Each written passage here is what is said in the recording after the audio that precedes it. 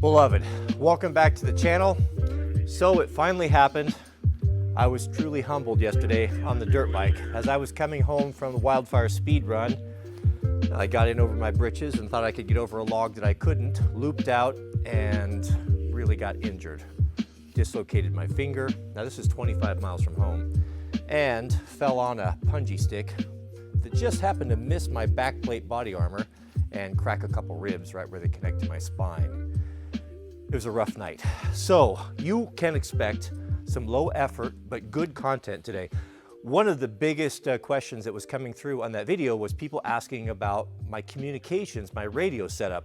And I will share that with you today. We're going to actually do a review of my own ProHo Radio Kit, the good and the bad, and what was a realistic expectation. But I have some new tech that just came in yesterday. Thankfully, my manservant, Mr. Jiraiya, is very good with radios, and he turned me on to a scanner.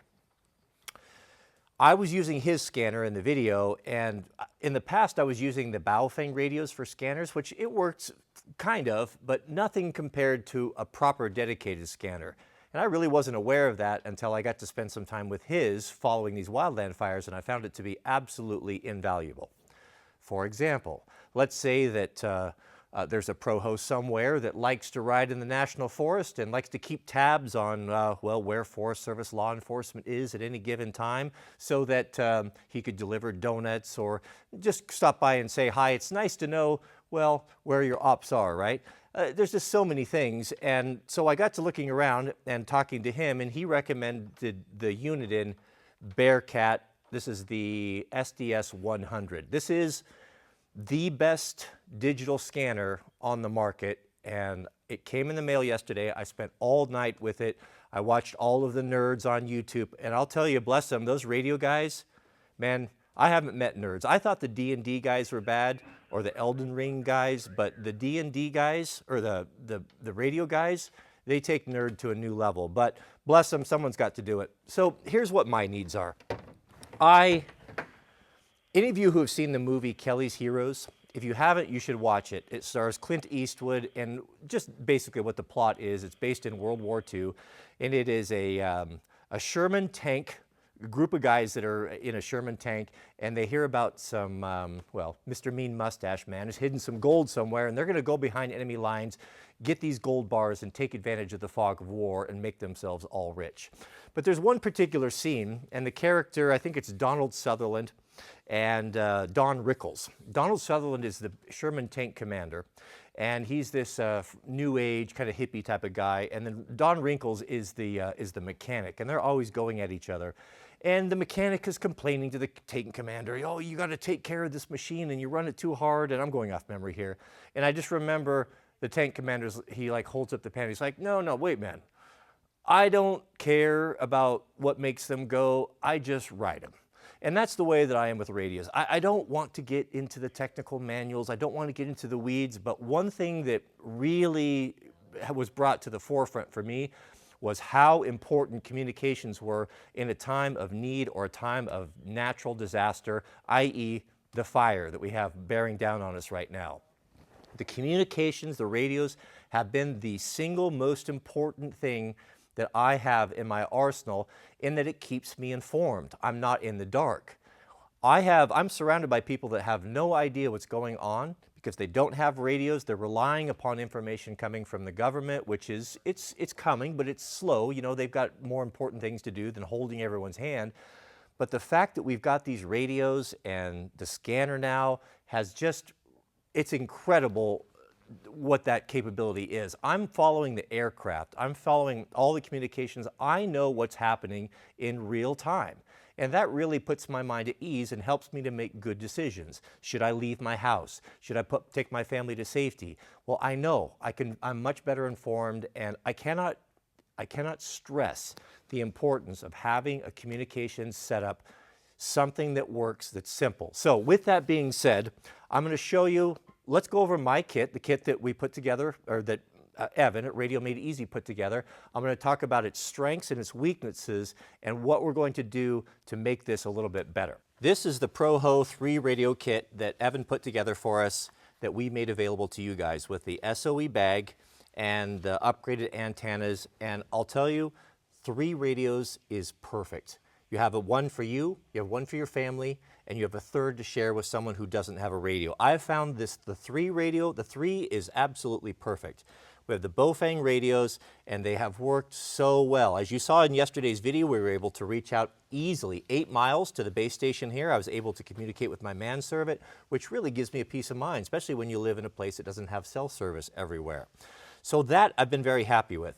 The custom antennas that we spec'd out have been bomber. I have ripped these things on the dirt bike ever since we put them together, and I cannot believe that they've held up as well as they have, and the range has been phenomenal. Evan put together the extended batteries, and one thing I have really loved is not being tied to a cradle. These cradles are kind of a pain, especially if you're going to be on the move. They're fine for a base station or on a desk, but what I want is USB charging. I mean, we've all kind of come to expect that with all of our electronics, right? So we have that option here. And the runtime on the batteries is also phenomenal. I will leave this on, forget to turn it off. The next day, still plenty of power for a second ride. So all of that has been very good. I've got no complaints with any of it. The programming, all of that. The antennas, the case. The downside for me has been the durability of it.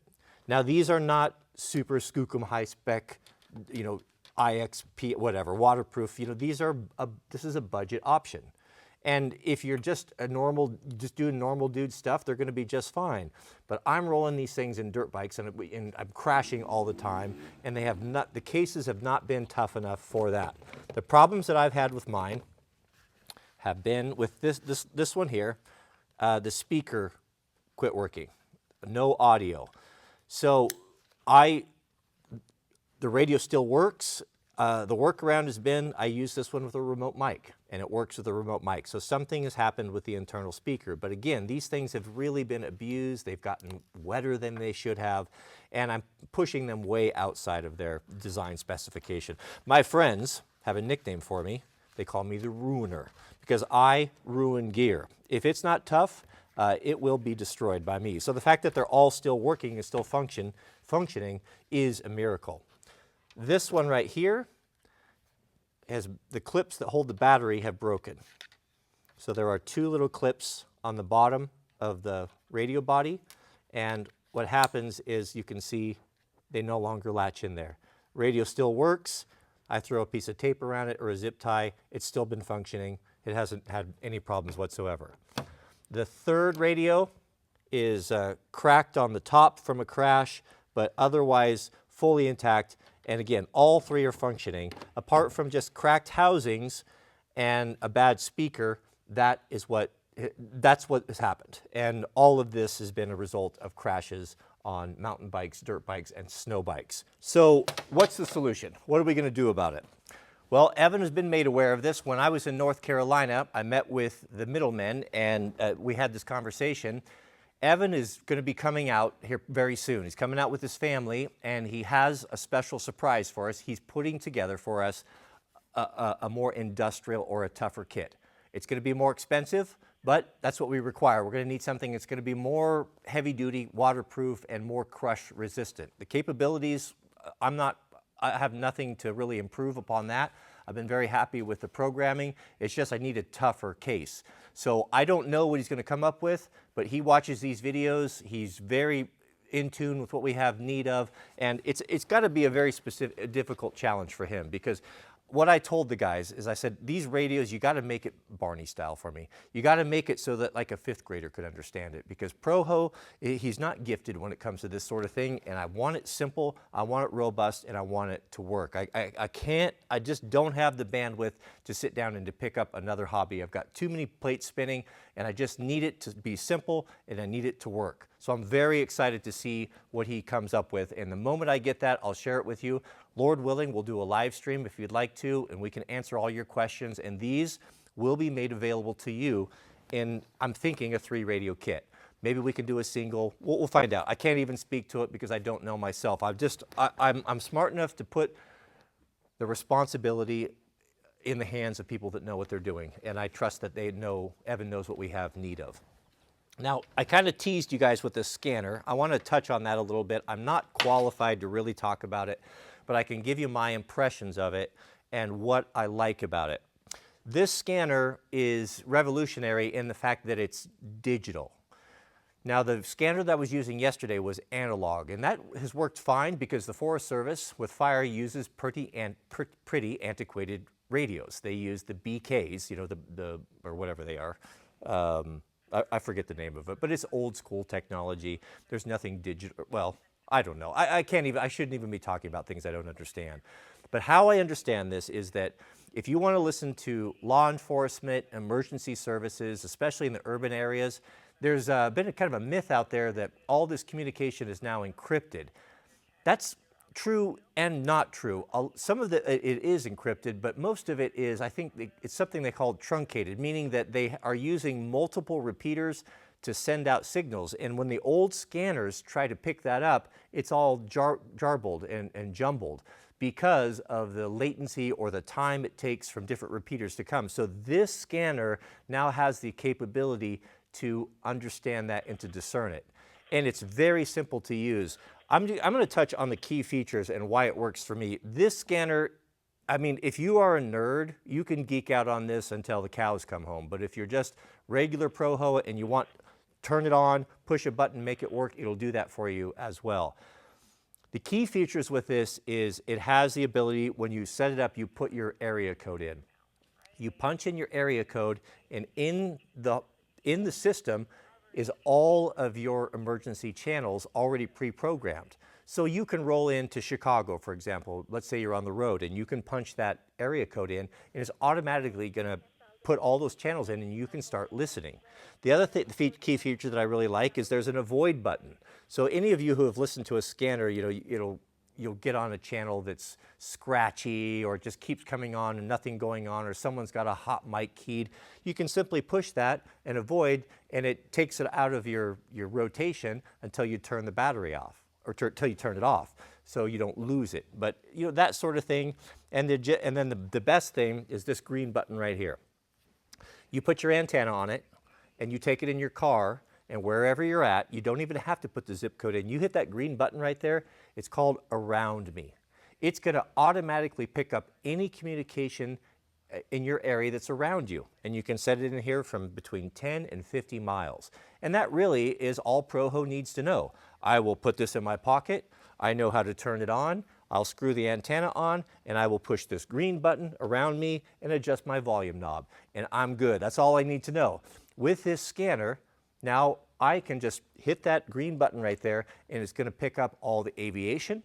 It's going to pick up, I'm picking up all the ground crew. I'm picking up communications from the hotshots. I'm following them, prepping for their burn operations. It is phenomenal. Waterproof, good build quality, and it's just a really nice piece of kit. It's expensive. I asked, why is this so expensive? It's just like $600, I think I paid $649 on Amazon, which is a chunk. You know, if I wouldn't have found out about this at the time where I'm really into radios, which is always wildland season, I would probably not have bought it. But now that I have it, and I've worked with it, and I got to enjoy it last night, and to follow the aviation aircraft, for me, I see the capabilities. It's really, really nice, and it's worth it for me. To be able to not be in the dark and to know what's going around you, especially these times, is just so, so important. And you can also hook up a GPS to this. You have to buy it extra. It's $50 or something. That will, if you're a trucker or you drive across country, that will automatically, you don't have to put the area codes, but it will pick up as you move automatically and feed you the channels and the information. But for me, I think just hitting the Around Me button is sufficient, and I like that. So if you don't have one of these or haven't considered it, you might want to do that, because what I have learned from this fire is that communications are essential. I'll close with this. In wildland firefighting, the Holy Bible is the LCES. Lookouts, communications, escape routes, and safety zones. Those 4 things need to be in place before you send crews or yourself, if you're a single resource, into harm's way. What does that mean? Lookouts. Is someone have eyes on the fire? If you're sending dudes down into a ravine to cut fire line, You're down there, you can't see nothing. Maybe you can see 50, 60 feet because of the smoke. You don't know if the fire is behind you. You don't know if there's danger around you. You have to have someone that has eyes. It could be an airplane, or it could be just one of your crew members, like what we would do, to hike up to a high point, get eyes on the fire, know where the crew is, and then next is communications. Can you communicate? Can you talk with your crew? Because if you have a lookout that can't get that information that there's danger approaching, or a fire is spotted across your line, is rushing up the hill, then it doesn't do you any good. Lookouts, communication number 2. Communication is essential. Escape routes. Do you have a way out? If there's a fire coming, what do we do? And then S is safety zones. Do we have, once we are escaping, do we have a safe place to go where the fire can't consume us? i.e., is there already a burnt area? Is there a rock scree? Is there something that is a geographical feature that is going to protect us no matter what the fire does, even if we have 500-600 foot flame lakes? So these things have been known by the military. These things have been known by the Forest Service, and the fact that communications is in there as an essential, tells you all you need to know. We don't need to reinvent the wheel. We can simply build off of the shoulders of the giants that went before us, and they have learned the hard way. They have learned these lessons with blood. And so I think that we should really wake up as ProHo and take note of that and learn from learn from them and put these things in place. So I know radios are daunting, it's confusing, I get it. I am the chief of sinners when it comes to that, but I can tell you what I've learned from this experience is that it is vital, vital, vital. Right up there with guns and emergency food and water and shelter, all of that. I think it's absolutely essential. I'll put links to the scanner if you're interested in it. This is not a paid endorsement. I bought this with my own money. If I ever push a product, if I'm ever getting paid for it to endorse it, I will tell you at the beginning of the video. So you never have to wonder. I know whenever I do these, people accuse me of shilling, but I'm not shilling. I'm just sharing my experience, and I'm sharing what has worked for me and what hasn't worked for me. And I'm trying to keep it real. So we're here to help one another, to get the egos out of it. And if you're a ham radio operator, step away from the keyboard. We're not interested. We don't want to hear your nonsense and your elitism. You are the biggest barrier to people getting into radios and radio technology. Your gatekeeping and your meanness, you are of the devil. May God bless you and your families. Please keep us in your prayers, and we'll see you all on the next video.